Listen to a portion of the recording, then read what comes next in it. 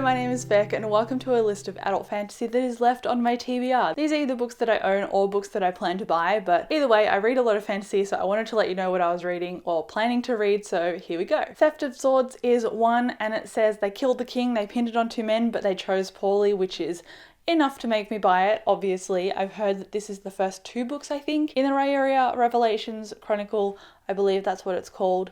Hopefully I enjoy these. I've heard the beginning is a bit slow / a little bit dry, so hopefully I can get past that and really enjoy these, but we will see. I also have Ruin of Kings by Jen Lyons, which I've heard is incredible. It has demons and dragons and queer characters. I'm all about it. I'm all about it. Hopefully I don't get mixed up by the characters. I've heard recommendations in my comments that I shouldn't read the audiobooks just because everything is a bit confusing to keep track of. So I'm going to be reading this chunky book physically, so wish me luck. Next is a book that I don't have, but I have ordered it, and it is The Bone Shard Daughter. I know that this is a female adult fantasy. That is essentially it. I heard the magic system involves bones, as you would expect from the title, so I'm hoping that it is very tense and very action-packed. I think there's a plot to rebel against the royals, and our main character is a princess, so that'll be interesting as well. Hopefully I can give all of these rave reviews when I eventually get to them. Another one that I don't have yet, but I have ordered is Ninth Reign, and I got this recommendation directly from Elliot Brooks.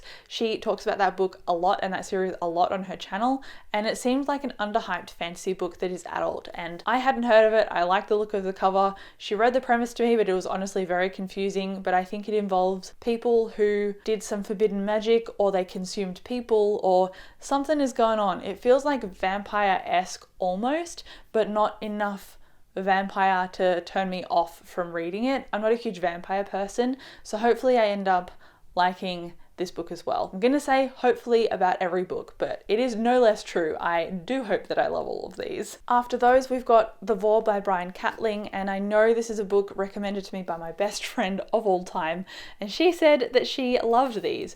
And I think they're going to be very atmospheric and beautiful when I get to them, but I also don't want to rush it. I know this is a trilogy, so I am committing to a trilogy when I start book one, and I'm just really crossing my fingers to see what this entails, because honestly the synopsis is pretty vague.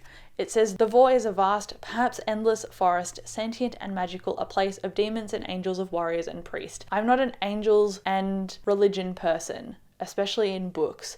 So if you're going to do angels, you have to do them really dang well, otherwise I'm not going to be interested. And only a few series that I've encountered do angels and God and stuff well. So I'm going to suspend my disbelief and just cross my fingers, because if it's come from a highly recommended place, which is my best friend, it's got to be good in some kind of aspect. That's what I'm thinking. I also have Trudy Canavan on this list, so I want to read a bunch of her books, but I want to start with the Black Magician trilogy, and I asked my friend Marie whether this was a young adult book or whether it was an adult book, and she said that the characters start at about 18, so I'm assuming it's going to be adult. So that's why it's on here. I've heard it's got a magical school. I don't know more than that, but magical school is enough of a premise to make me interested, and that's why I want to pick these up. So I'm not in any rush to get this one, because I mean, the others I talked about I either owned or I'd already ordered. This one I haven't, but eventually I will, because I want to try Trudy Canavan. After that, I already have the audiobook for this one, but I haven't started it yet. It is Jade City by Fonda Lee. I know this involves gangs and families and infighting and jade as a currency. There is also kung fu, and I believe Fonda Lee is some kind of martial artist, I think a black belt from memory.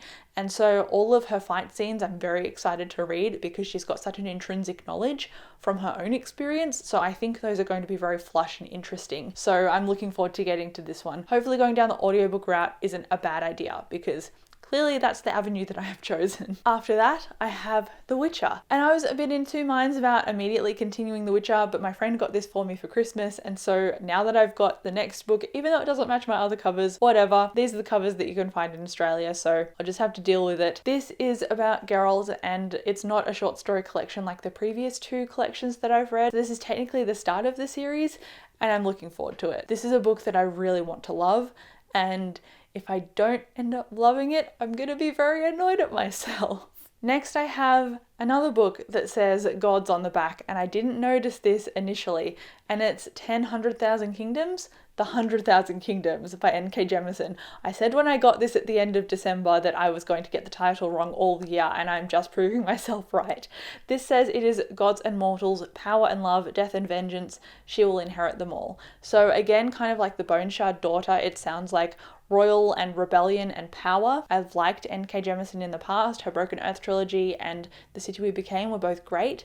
So again, holding this to those standards, even though this is published before her other books that I've read. And now I have one left, and that is The Furious of Calderon by Jim Butcher. This is another series by him. It's an adult fantasy series, obviously, which is why it's on this list. He was told that he couldn't write this series. He was given some ridiculous premise of like Digimon and a quest, or Digimon and something else. And so he has amalgamated that and put it into a series. I've heard it's great. I love the Dresden Files. I've got a whole playlist of videos on them. I'm still currently reading that series, but I'm not pushing myself to slam through it, so I'm just taking my time. And I don't know if I want to do the audiobook for The Furious of Calderon or not. I'm tempted to buy it physically, so we'll see how I go with that, but I don't know anything outside of an odd premise, maybe Digimon and adult fantasy. So that is what I'm going to leave you with. If you have adult fantasy on your list that I haven't mentioned, let me know, because I'm always keen to discover more that I haven't thought about yet or added to any lists yet. So come and chat with me down in the comments. Thank you so much for watching this video, and I will chat to you in my next one. Bye.